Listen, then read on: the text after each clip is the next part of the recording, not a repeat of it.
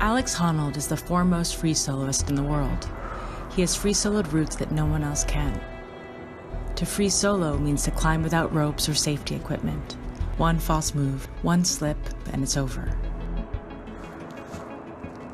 The risk in free soloing is always to fall off and fall to your death. I mean, that's pretty straightforward. My directing partner and husband, Jimmy Chin, is a professional climber, and we were interested in making a feature-length documentary about his friend Alex. When Chai and I first talked about making a film about him, we were talking about a character study, a general portrait of Alex, why he was extraordinary. But we realized Alex was dreaming of doing something much bigger, much more dangerous. The only thing that would justify making a movie with me is doing something that I'm, like, truly proud of. To me, the big dream has always been free soloing El Cap. That is the culmination of anything I can imagine. El Cap is monumental, 3,000 feet of sheer granite. Free soloing it would be one of the greatest accomplishments in the history of climbing. But is it ethical to film someone as he risks his life? When I found out Alex was thinking about free soloing El Cap, Chai and I needed to step back and take some time to really think if this was something we wanted to take on.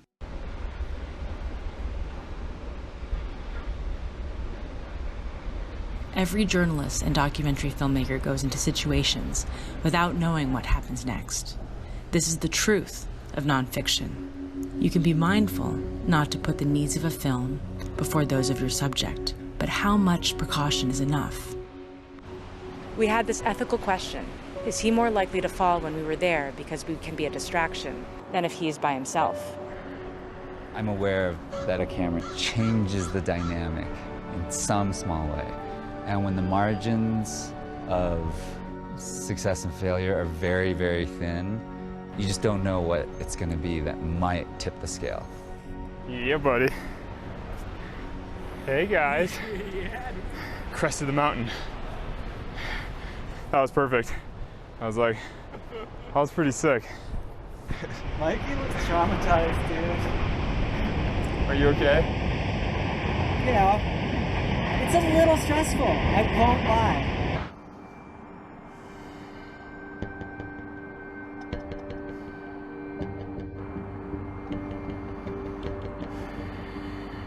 Alex was going to do the climb with or without us, but we decided that to be able to live with ourselves filming it, we needed to set certain guidelines. First, Alex's safety was always going to be the priority. And second, we needed to protect the integrity of his experience.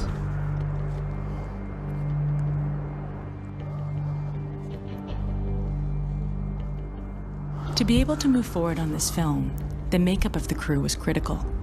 They had to be elite professional climbers who understood what Alex was doing.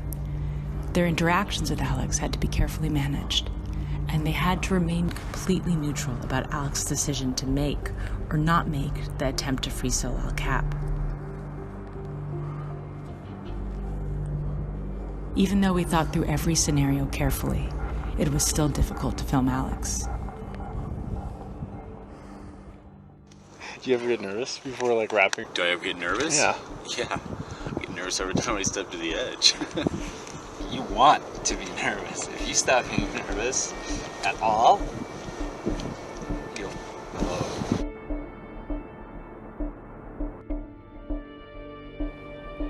See you on the other side. The people we chose for the crew had to be not only great at shooting, but also very strong climbers and able to work under incredibly stressful situations and not make any mistakes. It also helped that the crew was made up of Alex's friends. That added a layer of comfort, camaraderie, and trust. But I also understand the reality of when something unexpected happens that's outside of your control. And then it doesn't matter how good you are, it doesn't matter how talented you are.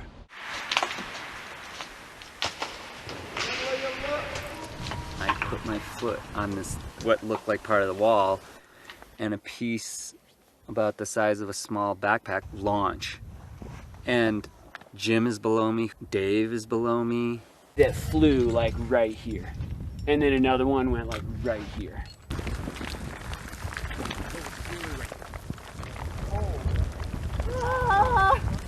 Part of being a professional climber is identifying and acknowledging the risks, assessing them, minimizing them, and then moving on. So, yeah.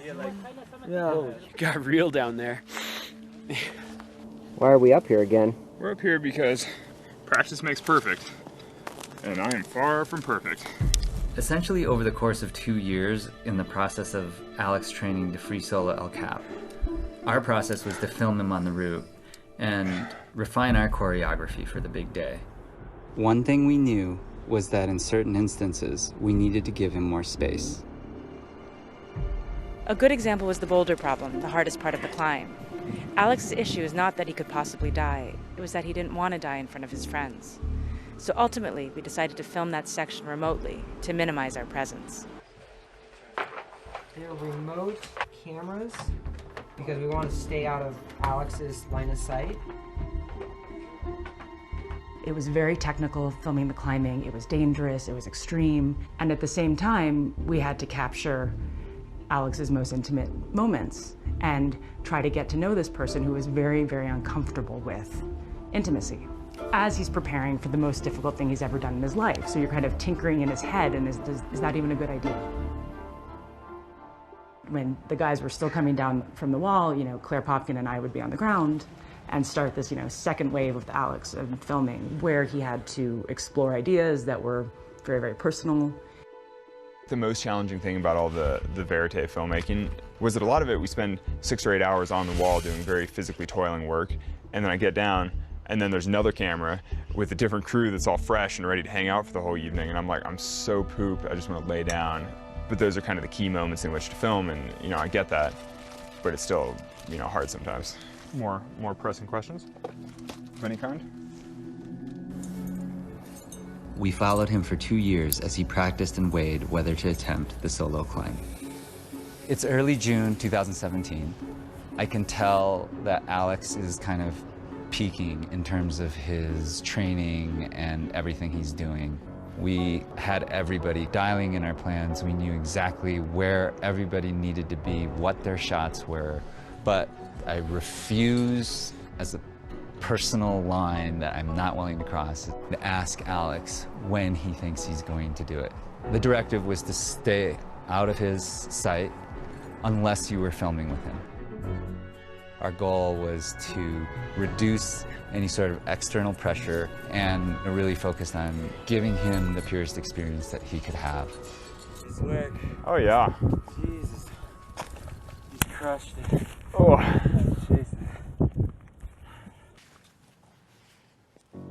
On June 3rd, 2017, he decided he was ready to do it. Well, he's definitely not going back down. He's coming up for sure. He's only going one way. I'm running through all the different scenarios. If he fell, like, what it would sound like, what I would say to people after it, I don't know, like what the footage would be like, and I'm just like, in my mind, I almost couldn't control it.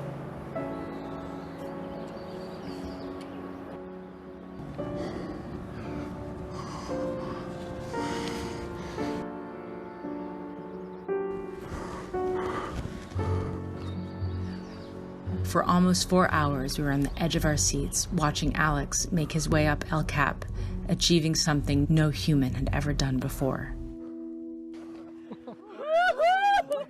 Oh, God.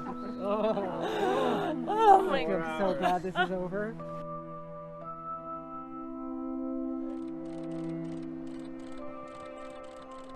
Jimmy, how do you feel? Like a gigantic weight up on my shoulders, dude. A lot of stress for everybody.